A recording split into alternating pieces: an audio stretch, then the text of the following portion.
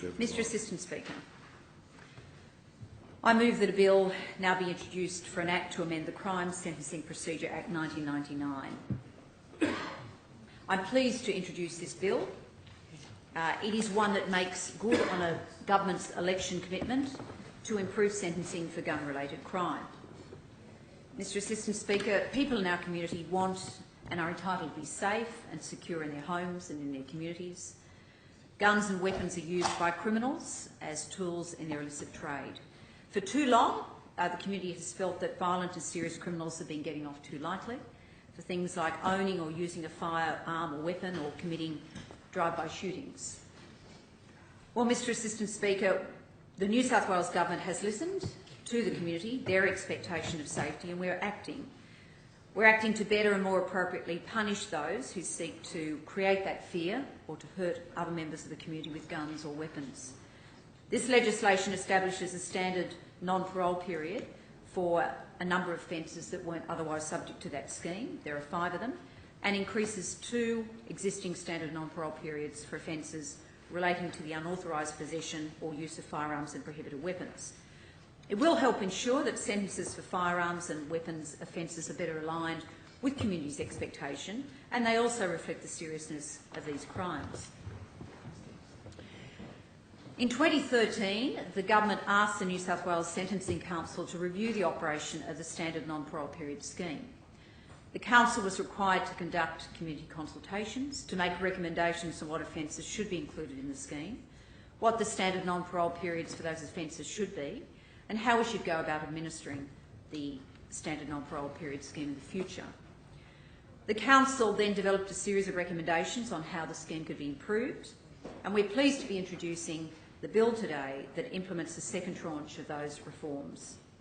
A number of recommendations have already been progressed as part of the Government's response to the recent report by the Joint Select Committee on the Sentencing of Child Sexual Assault Offenders, and indeed that matter will shortly come before the Legislative Council in the form of a bill. Standard non-parole periods are an important mechanism in our sentencing laws. They're a bridge between the legislature and the courts. They say to the courts, in the clearest possible terms, we see these types of offences as amongst the most serious that exist, and we want to ensure that sentences imposed are consistent, they're adequate, they're appropriate, they meet community expectation. And that is why, Mr Assistant Speaker, the Government is today proposing the addition of a number of new offences to the standard non-parole period scheme, and why we're adopting the New South Wales Sentencing Council recommendations on setting the appropriate standard non-parole period for these and other weapons and firearm offences. The bill sets standard non-parole periods for 5 very serious firearm offences which are not currently included in that scheme. The New South Wales Sentencing Council recommended that these offences be added to the scheme because of the serious criminality involved, the significant risk of causing harm to innocent members of the community or law enforcement officials, and the fear and apprehension they create in communities where they are committed. The proposed standard non-parole period for these offences is set at the level identified by the New South Wales Sentencing Council, take into account the seriousness of the offences and their relationship to other offences within the scheme. The bill also takes up the Council's recommendation to increase existing standard non-parole periods for offences related to prohibited firearms and weapons.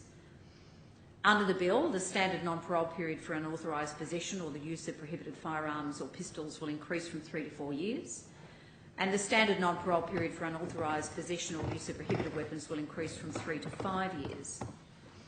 These increases reflect the potentially serious consequences for the community arising from these offences, which gives rise to a special need for deterrence. I now turn to the detail of the bill. Schedule 1 amends the Crime Sentencing Procedure Act 1999. Items 1 and 2 of Schedule 1 add 5 new firearm and weapons offences to the standard non-parole period scheme.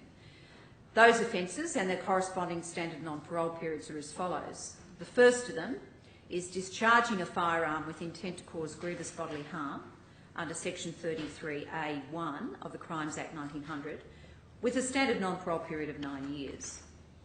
The second, discharging a firearm with intent to resist arrest or detention under Section 33A(2) of the Crimes Act 1900, with a standard non-parole period of 9 years. 3, Fire a firearm at a dwelling house or other building with reckless disregard for the safety of any person under section 93 G A1 of the Crimes Act 1900 with a standard non-parole period of 5 years. 4. Fire a firearm during a public disorder at a dwelling house or other building with reckless disregard for the safety of any person under section 93 G A1 A of the Crimes Act 1900 with a standard non-parole period of 6 years.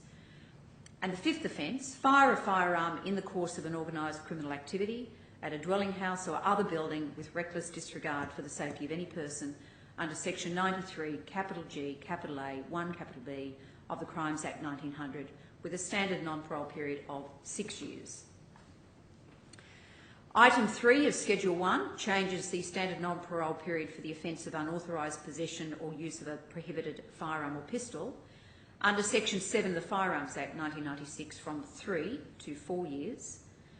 Item 4 of Schedule 1 changes the standard non-parole period for the offence of an unauthorised possession or use of a prohibited firearm under section 7 of the Weapons Prohibition Act 1998 from 3 years to 5 years. Item 5 of Schedule 1 is the savings and transitional provision, which provides that the amendments only apply to offences committed on or after the date of commencement.